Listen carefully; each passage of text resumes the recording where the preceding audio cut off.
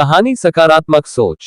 एक बिजनेसमैन था जो कर्ज में डूबा हुआ था और उसे कोई रास्ता नहीं दिख रहा था। लेनदार उसके पीछे पड़े हुए थे। आपूर्तिकर्ता भुगतान की मांग कर रहे थे। वह सिर पर हाथ रखे एक पार्क की बेंच पर बैठ गया, सोच रहा था कि क्या कोई चीज उसकी कंपनी को दिवालिया होने से बचा सकती है। अचानक एक बूढ़ा व्यक्ति सामने से चलता हुआ उसके सामने आ गया। मैं देख सकता हूं कि कुछ तुमको परेशान कर रहा है, उसने कहा। बिजनेसमैन ने उसे अपनी समस्या बताई। उसकी की व्यथा सुनने के बाद बूढ़े व्यक्ति ने कहा, मुझे विश्वास है कि मैं तुम्हारी मदद कर सकता हूं। बूढ़े आदमी ने उस आदमी से उसका नाम पूछा, एक चेक लिखा और यह कहते हुए उसके हाथ में थमा दिया, ये लो पैसे। आज से ठीक 1 वर्ष बाद मुझसे यहां मिल लो, तब तुम मुझे ये पैसे लौटा सकते हो। फिर वो बूढ़ा आदमी मुड़ा और जितनी जल्दी वो आया था उतनी ही तेजी से वहां से चला गया। बिजनेसमैन ने अपने हाथ में $5 लाख का चेक देखा, जिस पर जॉन डी रॉकफेलर ने हस्ताक्षर किए थे, जो उस समय दुनिया के सबसे अमीर व्यक्तियों में से एक थे। इस चेक को कैश करा के मैं अपने पैसे की चिंता को एक पल में मिटा सकता हूं, बिजनेसमैन ने महसूस किया। लेकिन इसके बजाय बिजनेसमैन ने बिना चेक को कैश कराए अपनी तिजोरी में रखने का फैसला किया। उसने सोचा कि बस ये जानकर कि अब उसके पास पैसा है, उसे अपने व्यापार को बचाने के लिए काम करने की ताकत और प्रेरणा मिल सकती है। नए सिरे से पॉजिटिविटी के साथ उसने बेहतर सौदे किए। उसने पहले से 4 गुनी मेहनत की।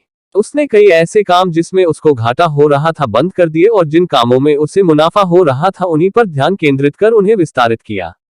कुछ ही महीनों के भीतर वह कर्ज से मुक्त हो गया और एक बार फिर मुनाफे का पैसा कमाने लगा।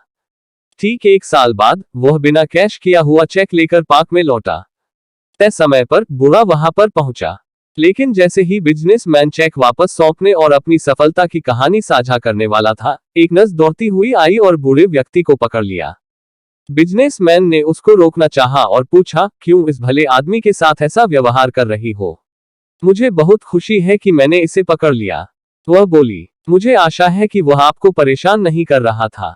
वह हमेशा रेस्ट होम से भागता रहता है और लोगों को बताता है कि वह जॉन डी रॉकफेलर है, और वह बूढ़े का हाथ पकड़कर दूर ले गई।